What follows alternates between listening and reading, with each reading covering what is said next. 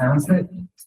Yeah, thanks for having me here tonight. My name is Peter Simmeth. I work for City of Eugene Springfield Transportation. I'm also an intern. I'm an intern there. I'm also a grad student at the University of Virginia. So we're here to talk about River Road tonight, but just know that everything that I'm talking about right now, we're also doing a similar project on Highway 99, talking to the community out there, talking to the Bethel neighborhood, and a lot of business owners out there. And yeah, so I want to start with why we're talking about transportation on River Road right now. And that's because right now the city and LTD, we have a representative LTD tonight, just hired a consultant about a month ago to start looking at River Road and Highway 99 and what it's going to look like in the future. We know what it's not going to be. River Road is not going to be MX, but we don't know what it is going to be. And so before consultants start drafting up plans, we want to make sure that the community is able to say, here's what we want, here's what we don't.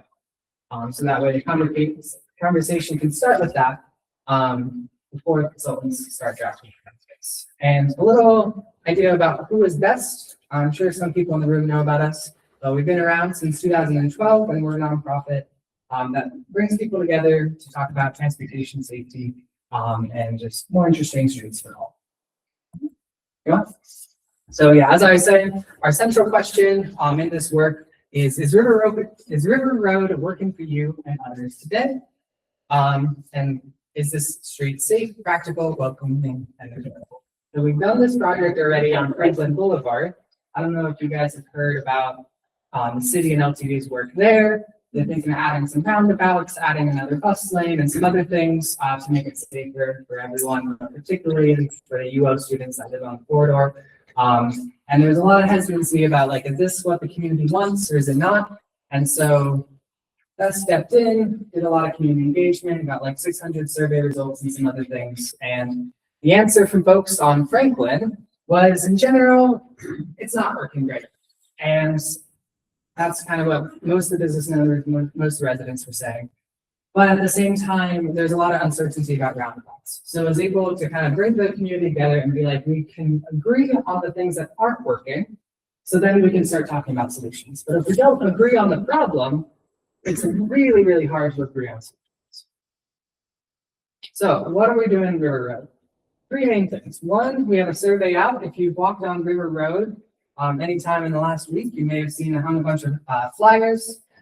So this is the same thing I just handed out to you. We've got 125 respondents so far, and we'd love to get some more. So we're about halfway through this process so far. We've also had testimonials and conversations with folks, including one person in this room. And so just talking to business owners, talking to people who walk and bike on the corridor, older adults, students, about what their experiences have been. And then we're also doing some other engagement, particularly to reach out to youth, which can be hard to hear from in surveys and interviews and stuff. And so I'm going to be teaching 2 Northeastern high school classes, and actually walking with high schoolers on the corridor and hearing their experiences, and then also the Lane Youth Transportation Advisory. Thanks. So the goal is to have continuous refinement. So we're halfway through right now. And I'm reporting back a little bit of what I've heard so far so that you can let me know, are we on the right track? The Q&A document, which is going to be the kind of the main report back to the community, is going to be coming out either in the spring or the summer. And then the formal memo to LTD, to ODOT, City of Eugene, and Lane County is going to come in the summer. We'll also share that publicly, but it might be a little technical and boring. All right, so I'm about to share our results so far. Just a reminder, we're halfway through. These are very preliminary results, more data and more analysis to come. So at the end of showing you all this data, I'm going to ask you, do these results align with what you think the community needs and like the people around you? And are there any major gaps that I should go pursue after this? So be thinking about that as I share this data. All right, let's go. So starting with the survey data, the number one thing I've heard from these 125 responses is speeding, and dangerous driving. One respondent put it, it's the River Road Speedway is the way that they've heard it. This is going to be a theme throughout all the results as kind of the main thing I've heard. The second thing I heard in these respondents are unsafe for pedestrians and cyclists, but really just everyone. This person said that biking on River Road is a harrowing experience, which I have experienced that myself for sure. And the third thing we heard was congestion around Beltline being a huge issue, and the need for the Division Avenue Bridge. I wish that bridge could happen much sooner than it's probably going to happen, but that's a whole other conversation with ODOT. And this fourth idea is just, it feels like a highway in a neighborhood, particularly from people in the River Road community, and definitely from people in Santa Clara neighborhood as well. Because it feels like this road was made for people trying to drive through River Road and not actually for the people that live there. It's kind of a common point that we heard in the survey data. All right. In the interviews, I also heard speeding from all 13 people I interviewed. They mentioned speeding without me prompting anything. And another thing I heard a lot from interviewers is unprotected left turns at a lot of the streets just feels really scary. So that's when you're making a left turn without a green arrow. Like especially during rush hour, it just feels impossible to do that safely. And then also a lot of things that people are talking about outside of the River Road corridor itself. I've heard from like 4 people before the interviews about difficulty getting to Emerald Park. And so the 55 bus used to go right by the community center there. LTD moved it, and I've heard from a lot of folks that they would like it to go back somehow, so that way you could take the bus directly to Emerald Park. And then also just like the walking and biking connections to get there can be really scary, specifically on Horn and Lake Drive. It just feels like there's a lot of people walking and biking. There's no shoulder, there's no bike lane, there's no sidewalk. You're just kind of in the street. The other thing I've heard a lot about is connecting to West Eugene, whether that be like Bethel, West Eugene, or also like Churchill, West Eugene. It just feels really hard to bike there. Chambers Bridge is kind of scary on a bike. Maxwell Bridge is really scary on a bike. And so there's just no real way to get out there. And from business owners, one thing I've heard a lot is focusing on corridor beautification, just making it a better place to be. And yeah, as well as a lot of the other things that I've already mentioned. So here's just a quick glimpse of some of the quantitative data. Definitely not going to win any awards for this graph, but I'll have some prettier stuff for you in 3 months. But the main thing I want you to see is that in general, people see the best quality right now is for driving, then bus, then overall, then walking, and the lowest quality is for biking. And one thing I did notice in the data is people tend to rank the quality of things they don't do very often higher, and the things that they do a lot, they're like, it's really bad. So drivers tend to rank driving a little worse. People that, people that don't ride the bus tend to rank the bus as a better quality and stuff like that. So that's kind of interesting. But yeah, generally people rank driving the best and biking the worst. So if you click one more time. So do these halfway results, they sound reasonable? Is that what people in your community are talking about? Or do you feel like I'm missing anything? Actually, first, can we get like a thumb gauge and then we'll give you yes, no, and okay. Sweet. Thank you for that. Yeah, question? Yeah. One for me, one thing that's missing on that list is regulating the electric bikes, vehicles, whatever, separating those fast-moving vehicles from slower bicycles, from pedestrians. You see them in the street. Yeah. In the bike lane. I'm going, they're just all over the map. So I think we need some regulation. Yeah.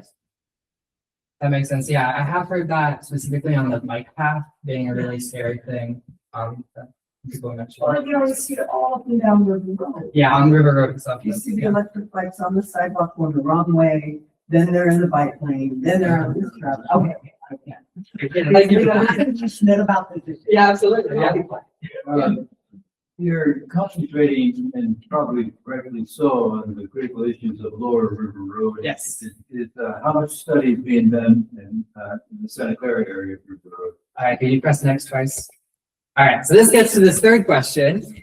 Is generally what I've been hearing so far is a lot more agreement on Lower River Road than in Upper River Road about what folks think the issues are. In Lower River Road, I think because there's a lot less car traffic, people are like have a common sentiment of folks are driving too fast. We need to slow down drivers and make it safer for the community to get to the river, because the river is like right there as well in Lower River Road. And so that priority becomes a lot more clear. In Santa Clara, I've kind of heard a little more 50-50 of like 50% of people being like, please don't touch it. It feels like every time the city touches it, it gets worse. So just don't touch it. And then half of people being like, it's really dangerous for my high schooler to get to North Eugene High School. Like, please make some significant changes so that way my high schooler can safely get to school. And so I guess that's why most of what I've reported on so far is in Lower River Road. Like, I've had much less of a clear picture of what folks in Upper River. So yeah. I really appreciate you bringing that portion into it, because when you were saying thumbs up and thumbs down, I was like, I think it's more the River Road area than the Santa Clara area. Yes. But I do know you've been doing your work here, because I've talked to people who you had just been in contact with, and I see you walking on River Road. So I really appreciate that, first of all. Yeah. And then my other question is just, or my question is just, have you had a chance? I know you're going to be doing some interviews with the youth, but have you had a chance to touch base with the parent group at North Eugene about transportation issues and safety and that sort of thing? Or is that on the next? So I got a contact from Kate, and I texted them and they didn't respond. I can reach out to them again. I also emailed them and also didn't get a response. Okay, So good if you to know. could push them towards me, that I would be can great. do Or that. maybe my business card. Yeah. I have heard that generally the younger the student, the easier it is to contact the parent organization. But yeah, that would be great. Okay. Thank you. Communication. Do you have anything in your survey about that intersection with the pink corners and any kind of stuff? Oh, that's okay. Any of our existence up there? I have heard in the comment box a few comments about Hunsaker, yeah. I don't know, yeah, I have nothing in the survey specifically about that intersection. Also, I don't know if the city and LCD are looking to, I can't speak of what they are thinking about, but One comment to that is, Yeah. along with the traffic circles, I don't disagree with them. I'm not, my opinion isn't done yet, but there needs to be some education on how to use it. on Division or, On Hunsaker, Irving, oh, how to River use Road, that intersection, yeah. quote unquote safety intersection. Yeah. If anything but It does slow people down around that corner. it confuses the heck out of them. Yeah. Is there any data on whether there's more accidents since the Emerald intersection or less? I'm curious. So the traffic safety data tends to be a year behind, so I'm not sure if there's any data yet. So it was installed last year, was it? Or It just finished last year. They finished Like last year. 2.5 years They're ago. not done with Hunsaker. yet. Yeah, so it'd probably be like a year and a half to 2 years after when they can actually look at it. For it. So we're biking. They keep telling us how there's gonna be this cut through Delta Sand and gravel to Wilkes, and then so Wilkes and Irving, and then we'll need a nice biking. And I mean, 20 years ago, I told them they needed to put an underpass where the treatment plant over on Ruby. Off of Ruby. under the Yeah. river. Yeah. And the beach, nobody ever told me that. I mean, I used to go there all the time with my husband. So an underpass under Beltline. But like, there's a bridge there, there's a creek that goes through there, I don't know, if that's Black Street or Barter Street. What is it? Jerry knows it. But now it's like, you don't go down there because it's broken glass. Oh, by the E-Web. Yeah. You were talking, you might be able to share more about that. No, I agree. You were talking about Yeah. It's lit and made and, Yeah. secure, it's fine. So Robin and Phil was reaching out to you at the last meeting I was at, because they're looking at doing that instead now. Yeah. Because it'll be cheaper as well. So It already exists, it's the way you have pay. Yeah. Yeah. So I'm hearing that you're in support of doing that. Yeah, Yeah. because otherwise I zigzag around Santa Clara to get to the bicycle path to go into Eugene. It's like, I don't want to ride my bike on the road. Yes. That makes sense. I would. Yeah, I will be sure to make comments for that. Thanks. So the biggest, most important thing obviously is lives, and the most lives we've lost in the last several years have been due to these flash crossings, especially in the middle of the road. Oh, So yes. car accidents. One life lost is enough. We've lost 7 or so at this point. And then also, the school district, the high school, to make it out, and you have these children walking across the Beltline intersection. It is within inches sometimes. The cars not paying attention, or the kids walking across the street, but there's not really what allows them. And then you have the traffic that comes with that. When you have 20, 30 kids walking with their cell phones, not watching what they're walking. Today, I almost saw an accident right in front of a sheriff's vehicle. He almost, got involved with it. And this is River Road and Silver. This is Chambers Overpass. Oh, I'm sorry, this is Beltline Overpass, Beltline intersection. You're right, it's silver. Okay. Yeah. So every day, pretty much during school period, that is a major Yeah. issue. I think, yeah, Silver and River Road, I think is the most major. Absolutely. Yeah. 100%. And so, and what you talked about, I mentioned sky bridges, for pedestrians. We don't do the roundabouts, but the flashing things, being that I live and my business on the road, that's been a definite thing since they put those in. So if we're going to address something before we deal with vehicles and beautification, we stop them from dying, unless we can with great theory, terrible natural. Yeah, and I've been talking to city staff, and they're realizing that those flashing beacons don't make sense with how wide and how they do. And so I think they're going to be very hesitant to put more of this in. It would be more likely in the future for it to be like classic red, yellow, green, or I don't know if you all have been on like Broadway, where it gets really wide in front of the college dorms, and they have that weird one that flashes red. Yeah, but it's called a hawk beacon.